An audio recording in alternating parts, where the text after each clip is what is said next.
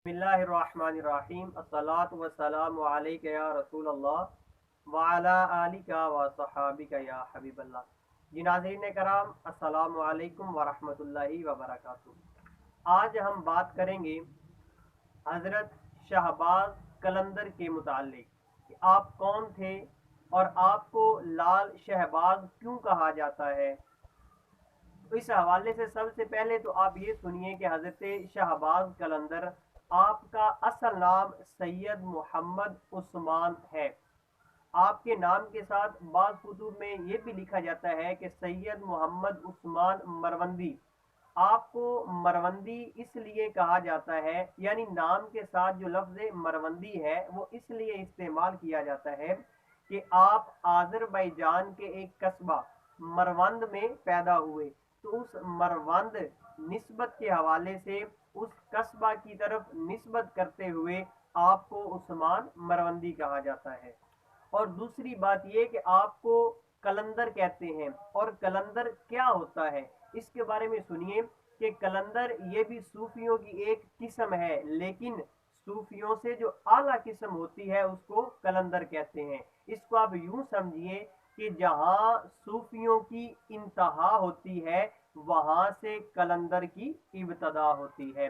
तो आपको कलंदर इसलिए कहा जाता है कि आपका ताल्लुक जो है वो सिलसिला कलंदरिया के साथ भी था। तो उस सिलसिला के साथ ताल्लुक होने की वजह से, निस्बत होने की वजह से आपको कलंदर भी कहा जाता है। और दूसरी बात कि आपको लाल शहबाज का लक़ब दिया गया है, इसकी वजह क्या है।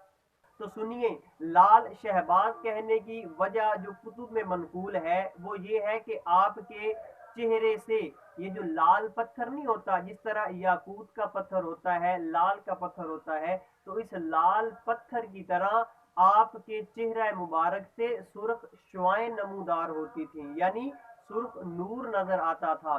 तो इस निस्बत की वजह से आपको लाल और शहबाज इसलिए कहा गया कि आपके वालिद मोहतरम हजरत कबीरुद्दीन, आपने इमाम हुसैन रदी अल्लाह तआला अन्हु की ज़ियारत की और उनसे दुआ के लिए कहा।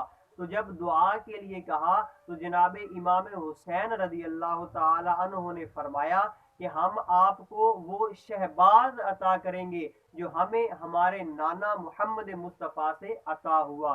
तो इस मुनासबत की बिना पर आपको लाल शहबाज कहा जाता है। और आपके वालिद मोहतरम, ये कुतुब में मनकूल है कि जब आप इमाम हुसैन रदी अल्लाह तआला अन्हु के रोज़ा मुबारक पर हाजिरी देते और सलाम बुलाते तो कब्र अनवर से उनको सलाम का जवाब दिया जाता था। देखिए, हमारे बुजुर्गान दीन हमेशा शरीयत के पाबंद हैं और जितने भी औलिया कराम हैं वो शरीयत के पाबंद ही रहते हैं। ऐसा नहीं होता कि कोई शख्स वली भी हो और शरीयत के खिलाफ भी चले।